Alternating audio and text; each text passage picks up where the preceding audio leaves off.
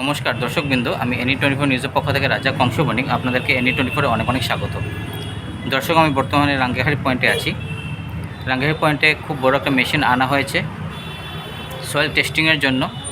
শিলচরে বরাকবিলিতে যে propose flyover হতে চলেছে ক্যাপিটাল পয়েন্ট থেকে রাঙ্গিহাড়ি পয়েন্ট পর্যন্ত, তার জন্য এই মেশিনটা আনা হয়েছে সয়েল টেস্টিংয়ের জন্য।